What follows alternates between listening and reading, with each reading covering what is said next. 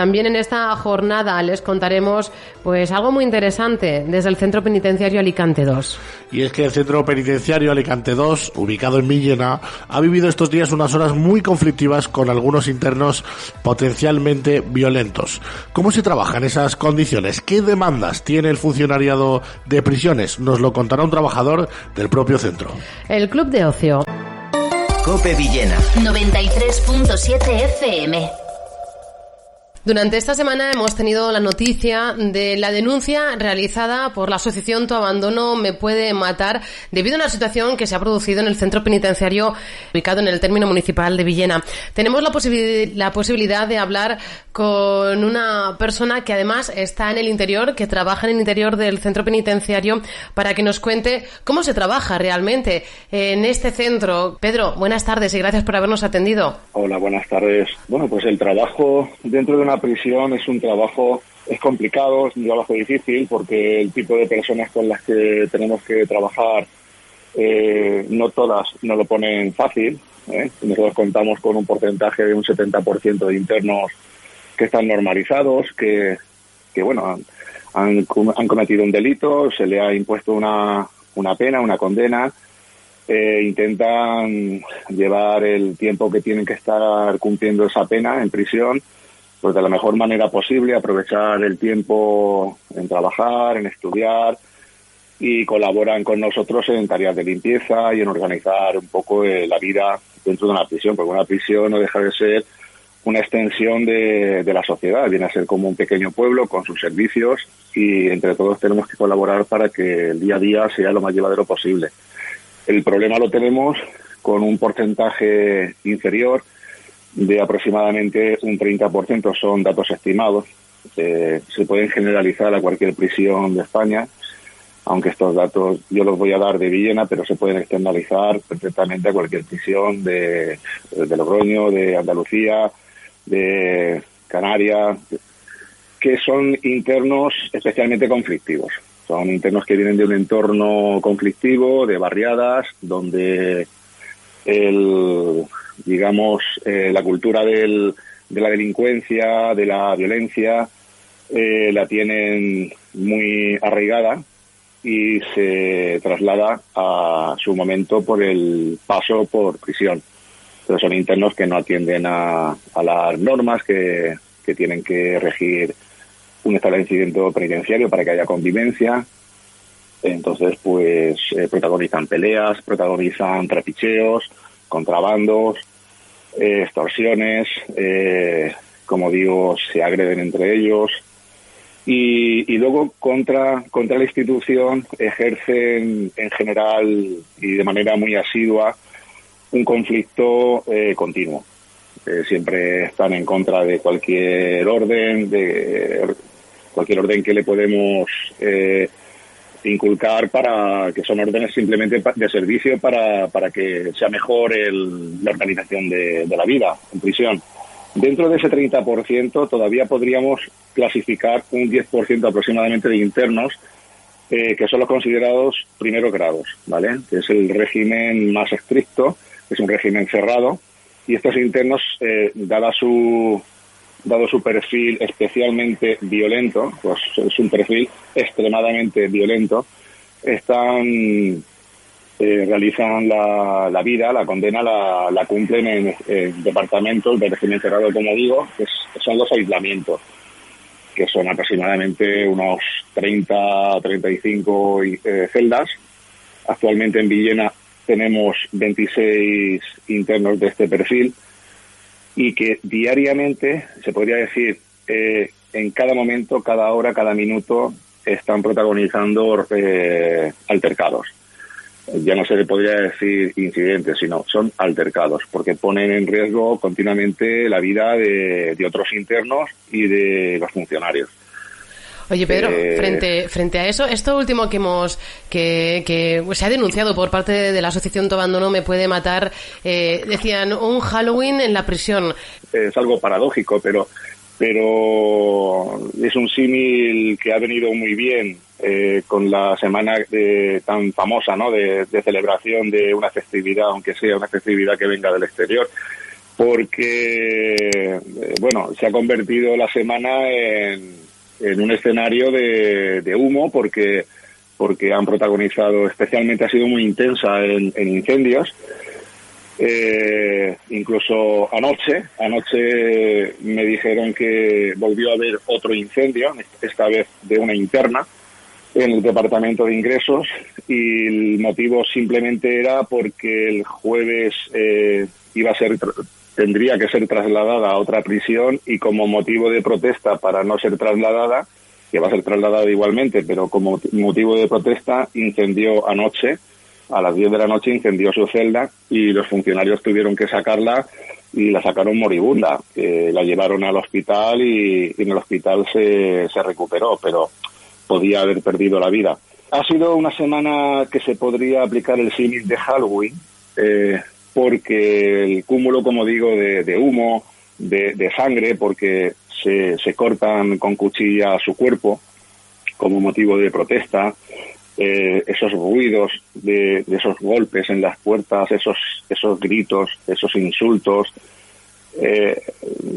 nos preparaba a un escenario de película de terror.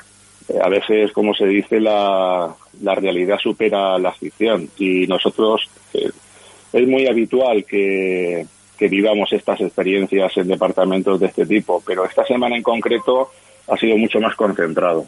Oye, por cierto, Pedro, ¿cómo se puede actuar? ¿Cómo se puede hacer tu trabajo en esas condiciones? ¿Qué es lo que estáis demandando? ¿Qué es lo que reivindicáis? Pues las condiciones son extremas. A ver, cualquier funcionario de prisiones se siente orgulloso del trabajo que realiza, porque realmente cuando con ese 70% de internos con los cuales tú tienes que convivir y les ayudas, y ellos te demandan esa ayuda y te buscan a primera hora de la mañana para contarte un problema que tienen, y hablas horas con uno, después hablas con otro, pues al final te realiza como trabajador, porque te das cuenta que has ayudado a personas que tienen una carencia muy grande en el plano afectivo, y también en el desconocimiento que tienen sobre la legalidad. O sea, te preguntan, oye, ¿qué tengo que hacer con este recurso? Si me aconsejas hacer esto, ¿qué le tengo que decir al abogado?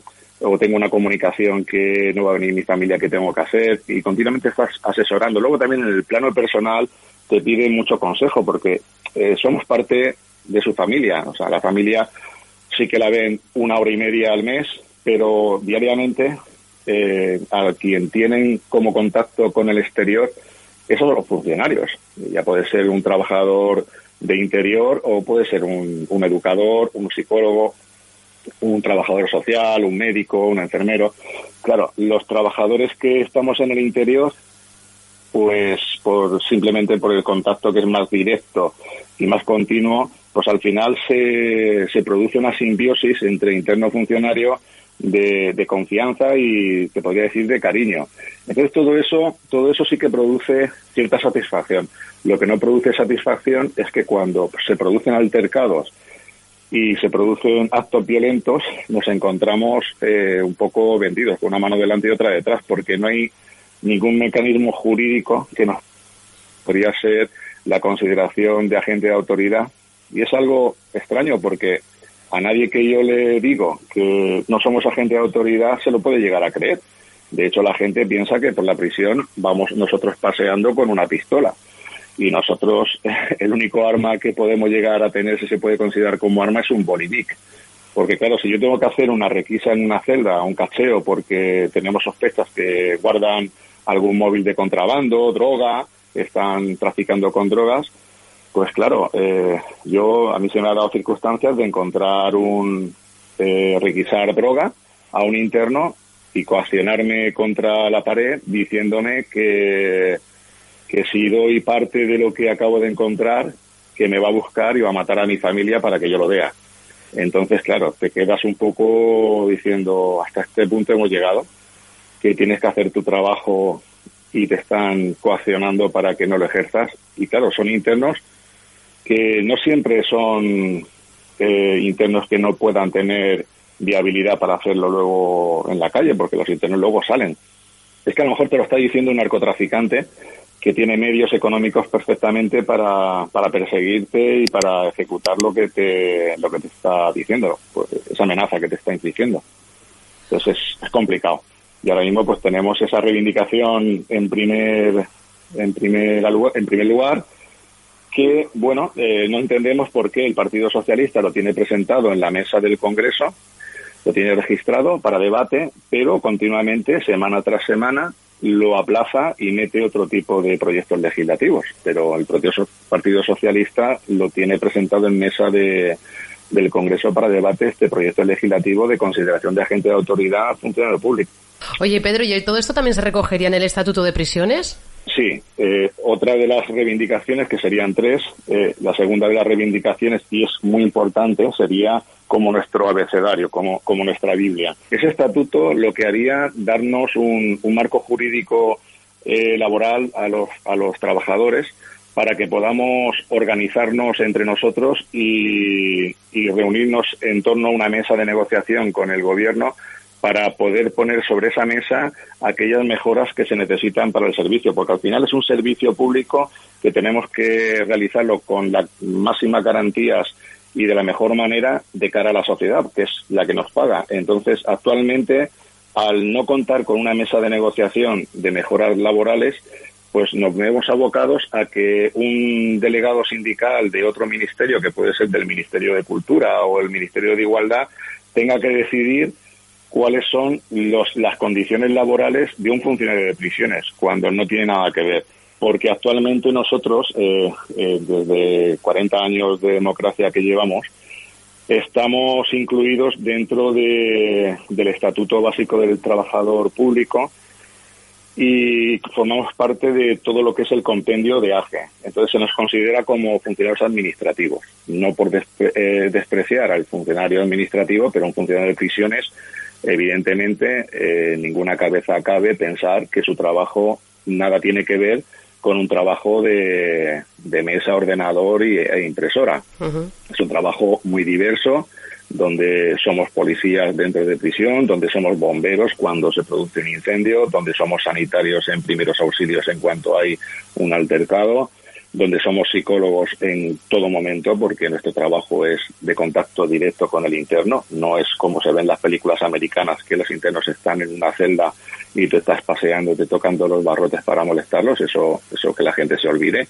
Nosotros abrimos las celdas a las 8 de la mañana y tenemos a los internos hasta las 8 de la tarde, son 12 horas que estamos trabajando con ellos, donde dentro de la prisión es un lugar con muchísima vida, donde hay actividades continuamente, de cine, de deporte, actividades culturales, de actividades de tipo educativo, porque se imparten clases, hay profesores que están dentro del sistema público de educación y van a impartir clases como se va a un colegio, se va a la prisión. Y hay internos que están estudiando en la universidad a través de la UNED, o sea, es muy dinámica, comunicaciones continuamente, asistencia a abogados que van a visitarlos, etcétera. Entonces, pues claro, es un trabajo que si no lo has elegido y te lo imponen, nadie lo continuaría. De hecho, por ejemplo, te voy a poner un ejemplo. Los médicos en prisiones actualmente son una especie a extinguir, porque ningún médico quiere trabajar ya en prisión. Nosotros tenemos el cuerpo facultativo de prisiones, que son médicos excelentes, profesionales, pero conforme se van jubilando, nadie quiere prepararse ni siquiera como interino. Nadie quiere trabajar en una prisión por los continuos insultos, amenazas, agresiones que sufren los médicos, además de que los sueldos en prisión, yo cuando aprobé, por ejemplo, la oposición, el sueldo era atractivo y el horario era atractivo. A día de hoy el sueldo no es nada atractivo. Hemos visto como cuando yo llevo más de 20 años de servicio, cuando yo aprobé la oposición, yo cobraba entre 200 y 300 euros más que un policía nacional y mucho más que un guardia civil. Entonces, yo entendía que era también una oposición bastante más difícil, pero bueno, tenía la recompensa de que estaba catalogado como como algo más complejo, algo más completo, y por eso era más complicada la oposición. Pero hoy nos encontramos como que ha habido un aumento de sueldo a cuerpos como la Policía y Guardia Civil, que está dentro del mismo Ministerio de Interior que nosotros, y nos han superado por la derecha, pero a base de bien. O sea, no solamente ya no cobramos nosotros más que ellos, nosotros reconocemos que merecían esa subida salarial. Nosotros nos sentimos orgullosos de que a esos cuerpos se les haya reconocido por fin que su trabajo tiene que estar bien remunerado. El problema es que a nosotros nos tienen continuamente abandonados, y el propio Ministerio le sube el sueldo a 2 cuerpos que son compañeros nuestros, y a nosotros nos tienen ahí como si nos hiciéramos. Y por eso se necesita ese marco específico, que sería un estatuto propio para nosotros sentarnos en torno a una mesa y negociar, que sean funcionarios de prisiones los que negocien las mejoras laborales, y así poder brindar a la sociedad un servicio de calidad acorde a los impuestos que paga cualquier ciudadano que creo que tiene derecho a que el servicio sea de calidad. Pues diferentes demandas, como es ese estatuto de prisiones, el que sean reconocidos como agente de autoridad, el que se mejore salarialmente también todo su trabajo.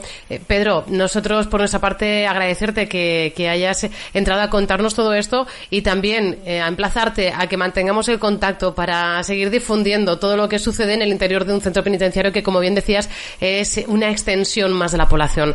Gracias, lo dicho, por habernos atendido. Pues muchas gracias a vosotros también. Mediodía. COPE Villena. Estar informado.